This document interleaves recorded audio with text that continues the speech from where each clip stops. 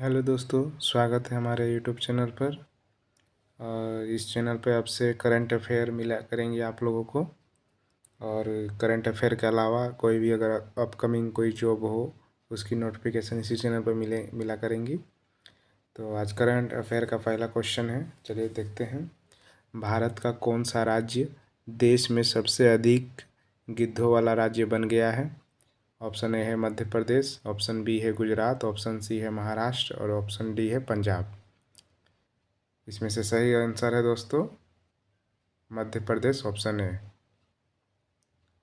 भारत के मध्य प्रदेश राज्य देश में सबसे अधिक गिद्धों वाला राज्य बन गया है। 2025 की पहली चरण की गिद्ध जनगणना के अनुसार राज्य में गिद्धों की कुल संख्या 12,981 पहुंच गई है, जो 2024 में 10,845 और 2019 में 8,397 थी। यह वृद्धि वर्षों से लागू की गई संरक्षण नीतियों की प्रभावशीलता को दर्शाता है। चलिए दोस्तों नेक्स्ट क्वेश्चन की तरफ बढ़ते हैं। दूसरा क्वेश्चन है दोस्तों, विश्व नागरिक सुरक्षा दिवस प्रतिवर्ष 1 मार्च को मनाया जाता है। मार्च के पहले दिन को देश में विश्व नागरिक सुरक्षा दिवस के रूप में नामित किया गया था। 1988 ईस्वी में, 1987 ईस्वी में, 1989 ईस्वी में और 1990 ईस्वी में। इसका सही आंसर है 1990 ईस्वी में। विश्व नागरिक सुरक्षा दिवस प्रतिवर्ष 1 मार्च को मनाया जाता है। यह दिवस नागरिक सुरक्षा रणनीतियों और लोगों की सुरक्षा के बारे में जागरूकता बढ़ाने के लिए मनाया जाता है। यह दिवस दुर्घटनाओं, प्राकृतिक आपदाओं और अन्य संकटों से लोगों की सुरक्षा में नागरिक सुरक्षा उपायों के महत्व पर जोर देता है। यह दिवस दुर्घटनाओं, प्राकृतिक आपदाओं और अन्य संकटों से लोगों की संपत्ति की सुरक्षा में नागरिक सुरक्षा उपायों के महत्व पर जोर देता है। मार्च के पहले दिन को 1990 में अंतर्राष्ट्रीय नागरिक सुरक्षा संगठन की 9वीं महासभा द्वारा विश्व नागरिक सुरक्षा दिवस के रूप में नामित किया गया था। चलिए दोस्तों अगला क्वेश्चन पढ़ते हैं। अगला क्वेश्चन है, बिहार की अर्थव्यवस्था 2011-12 में 2.47 लाख करोड़ रुपए से बढ़कर 2023-24 में कितनी हो गई है? तो आपका ऑप्शन है 9.54 लाख करोड़ रुपए, दूसरा ऑप्शन है 8.54 लाख करोड़ रुपए, तीसरा है 7.54 लाख करोड़ रुपए और चौथा है 6.58 लाख करोड़ रुपए। तो इसका सही आंसर है दोस्तों 8.54 लाख करोड़ रुपए हो गई है बिहार की जीडीपी। बिहार की अर्थव्यवस्था 2011-12 में 2.47 लाख करोड़ रुपए से बढ़कर 2023-24 में 8.54 लाख करोड़ रुपए हो गई है। बिहार के आर्थिक सर्वेक्षण 2024-25 के अनुसार 2011-12 से 2023-24 के बीच की अर्थव्यवस्था 3 गुनी बढ़ गई है। 2023-24 के लिए बिहार का सकल राज्य घरेलू उत्पाद जीडीपी मौजूदा कीमतों पर 8,54,429 करोड़ रुपए और स्थित 2011-12 कीमतों पर 4,64,540 करोड़ रुपए होने का अनुमान लगाया गया है। राज्य निवेश संबंध बोर्ड को 75,293 करोड़ रुपए की राशि के 3,752 प्रस्ताव प्राप्त हुए हैं। अगले नेक्स्ट क्वेश्चन की तरफ बढ़ते हैं। सेबी ने कॉरपोरेट बॉन्ड के लिए एक केंद्रीकृत डेटाबेस पोर्टल लॉन्च किया है। कौन सा डेटाबेस लॉन्च किया है? 4 ऑप्शन में से आपका आंसर क्या होगा दोस्तों? आपका आंसर होगा केंद्रीय बोर्ड। ठीक है, एक्सप्लेन करते हैं दोस्तों। सेबी ने कॉरपोरेट बॉन्ड के लिए एक केंद्रीकृत database portal bond central launch किया है। बॉन्ड सेंट्रल पोर्टल को ऑनलाइन OBPP द्वारा स्टॉक एक्सचेंज और डिपॉजिट वाले मार्केट इंफ्रास्ट्रक्चर इंस्टीट्यूशन MII के सहयोग से विकसित किया गया है। इसका मुख्य उद्देश्य भारत में जारी कॉरपोरेट बॉन्ड पर सूचना के प्रामाणिक स्रोतों के लिए एक एकल प्लेटफॉर्म बनाना है।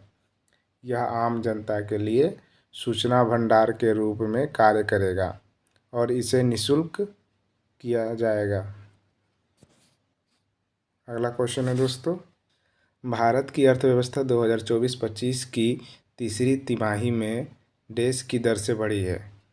आपका ऑप्शन है 7.1% की दर से, ऑप्शन बी है 5.6% की दर से, ऑप्शन सी है 6.2% की दर से और ऑप्शन डी है 6.9% की दर से।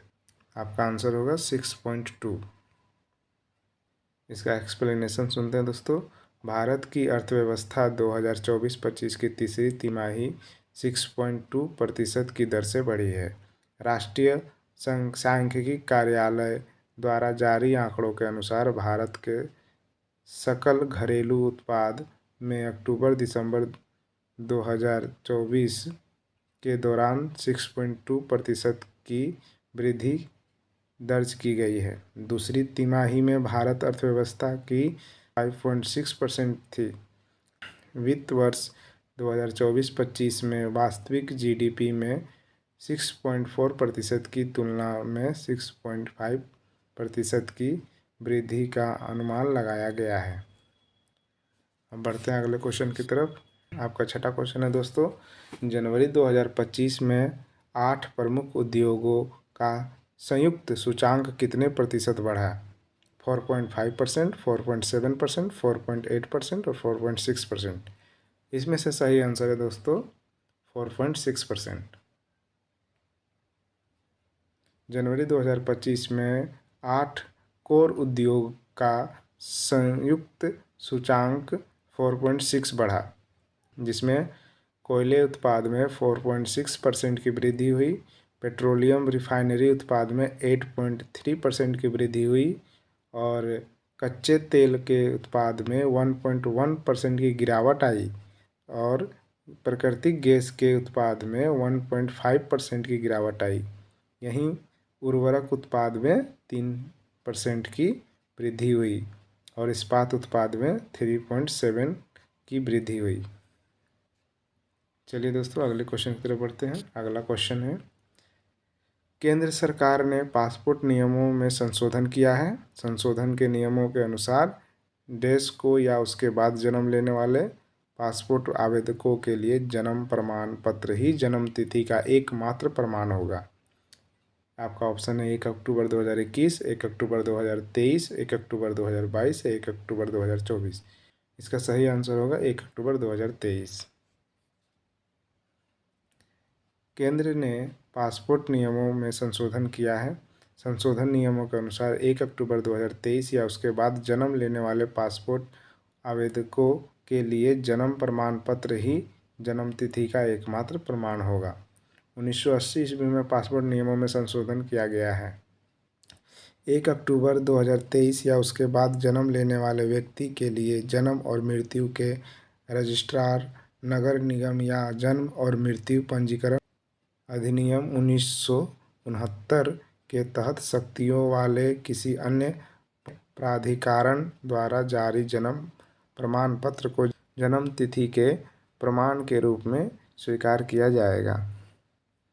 अगला क्वेश्चन है, शीर्ष 10 कैंसर प्रभावित देशों में से किस देश का कैंसर मृत्यु अनुपात सबसे अधिक है?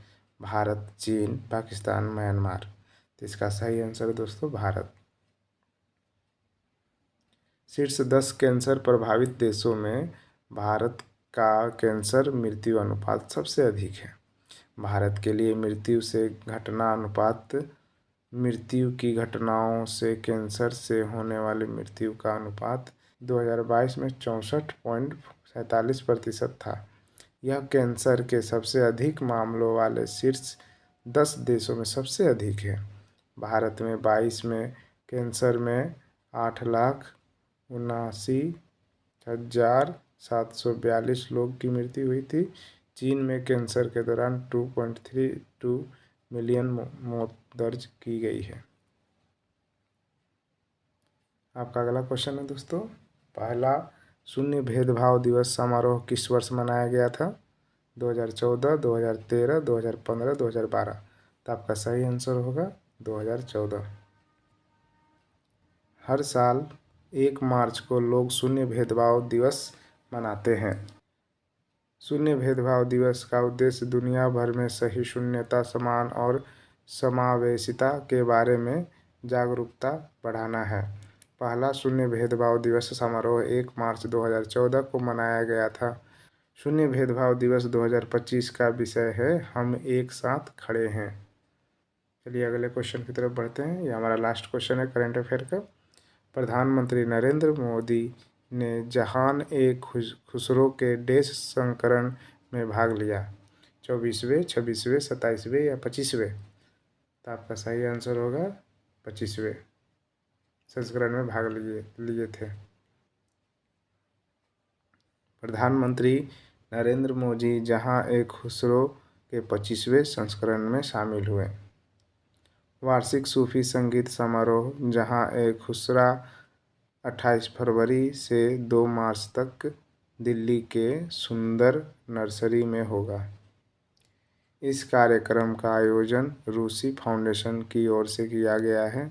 इसका संस्थापना 2001 में फिल्म निर्माता मुजफ्फर अली ने की थी। यह महोत्सव का 25वां संस्करण है। इसने सूफी संगीत और सांस्कृतिक को लोकप्रिय बनाने में महत्वपूर्ण भूमिका निभाई। चलिए दोस्तों, ये करंट अफेयर ख़त्म होता है। अब अगले कल फिर नए 10 करंट अफेयर लेकर आऊँगा। और अगर आपको ये करंट अफेयर पसंद आते हैं, एक्सप्लेनेशन पसंद आता है, तो इस चैनल को सब्सक्राइब करें। और इस चैनल पर आपको करंट अफेयर के अलावा जॉब की जानकारी भी मिलेगी। धन्यवाद दोस्तों, जय हिंद।